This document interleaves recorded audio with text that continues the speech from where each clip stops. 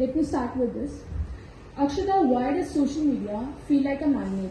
Like we are always being pulled to it, even when we don't want us to. Honestly, it's because it is a magnet, not just for our thumbs, but for our attention, our emotions, and sometimes even our self worth. It's like social media has trained our brains to expect something new every few seconds, and if we don't check, we feel like we are missing out. And that's the part where it gets tricky because it's not just a habit anymore. It has become automatic kind of. There was an incident I remember. One day I told myself I would stay off social media and study.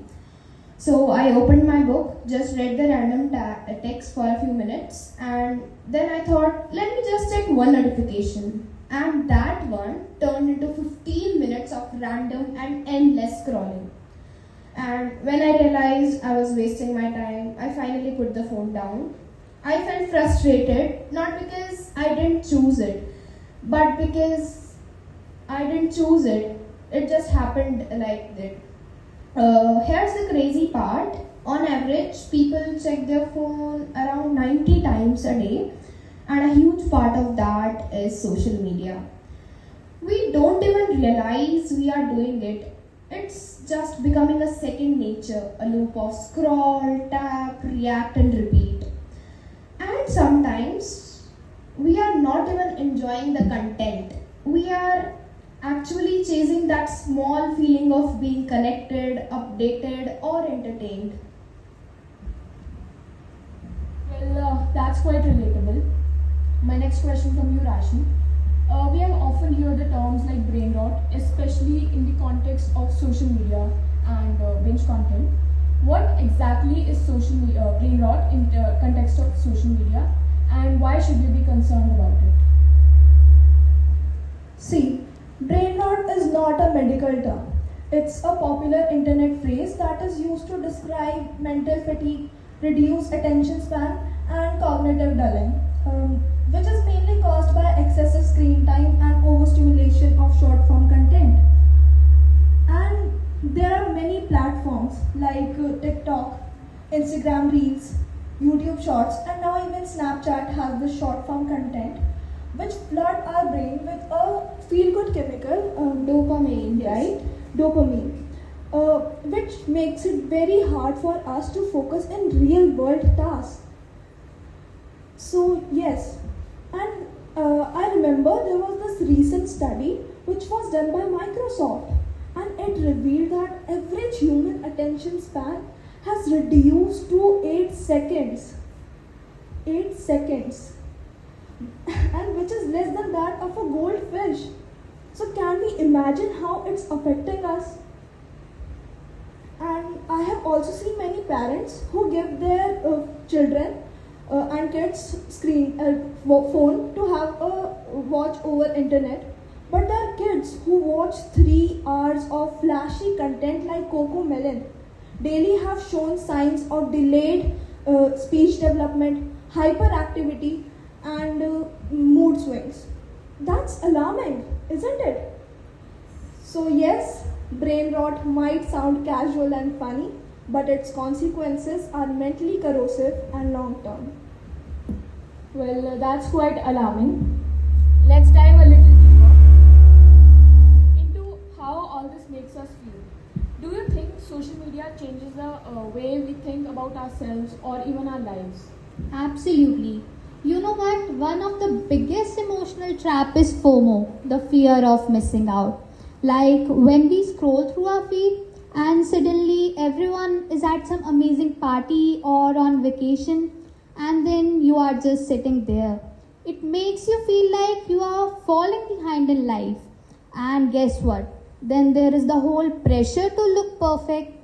Every face is filtered, every photo carefully edited. It's like everyone's life is perfect. And then you start questioning yourself, why isn't my life looking like that? But here is the truth. Most of it isn't real. People don't post their arguments, their breakdowns, quiet, messy days. And you end up comparing your whole, real, unfiltered life to someone else's red carpet life, their top 1%. And that is what messes with our head. Well, that's quite deep. And my next question from you, Navya. I think this question is worth thinking about. Are we really connected or are we just digitally linked? That's irony, isn't it? Like we are constantly online but rarely truly connected. Like I remembered a recent survey by Statista in which nearly 62% of people admit to feel lonely despite being active on social media daily. Now let us take story of Tara, a 16-year-old who had 3,000 followers but no real friends to talk to.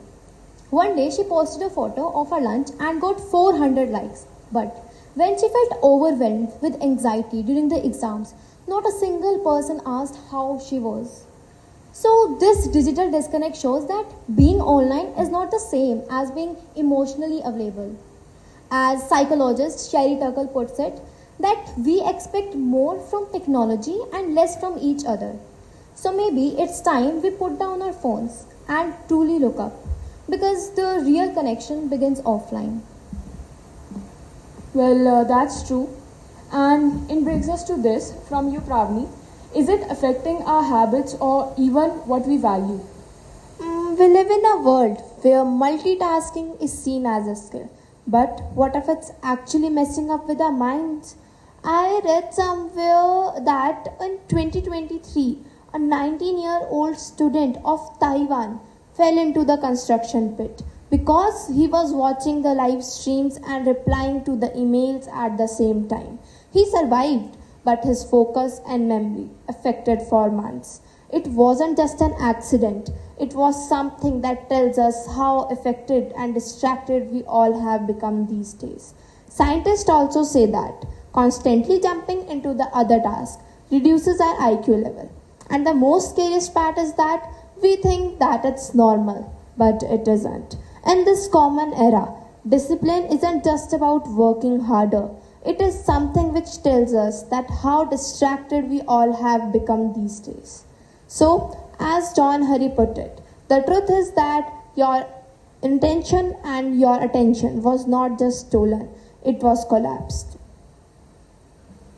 Well, this discussion brings us to the conclusion that social media isn't bad, but the way we use it can shape our mental health. So, what are some practices or some things that you do to use social media in a better way? So, my one advice would be just like a gardener selects seeds carefully, you should follow accounts that inspire growth, not comparison. So, unfollow negativity because you are designing your own mental climate. I would like to add on to her that before scrolling, we should post something meaningful and we should use create before you consume rule. Before scrolling, post something meaningful, a thought, a creative photo, or a journal style update. This shifts your mindset from a passive consumer to an intentional creator, helping you to engage with social media on your terms, not the algorithms. So, let's end on this. If you could change one thing about social media, what would that be and why? Yeah, if I had to change one thing about social media, I would take the power back from algorithm. Right now, it decides what we see, not based on what's good for us, but what keeps us hooked. And I would rather choose a feed for myself, a feed that is based on intentions, not addictions, would make social media feel like human again. I had changed the obsession over perfection because social media should reflect reality, not a filtered fantasy that makes people feel less than they truly are. People need to stop comparing themselves to the curated versions of others. If I could get a chance to change one thing about social media, it would be removing the public metrics.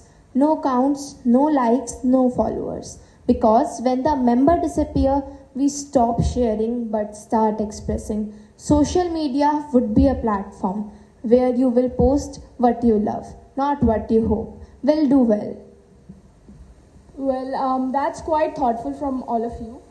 And thank you so much, truly, for your presence here today, your honesty, your stories, everything. Thank you so much. And today, what we discussed here, it wasn't about blaming social media. It was about understanding. Understanding how the things we use every day can quietly shape how we think, how we feel, and how we live. So, and most importantly, it was about how we can choose to take that power back. So the next time you scroll with mindfulness, post with purposeness, and maybe look up from the screen and look around. The satisfaction that you will find in the shared laughter, in the quiet moments, might be just more lasting than any number of likes. Today, the real takeaway isn't what you have heard. It is what you do next. So be a little more mindful and until we meet in the next moment of reflection, thank you and take care.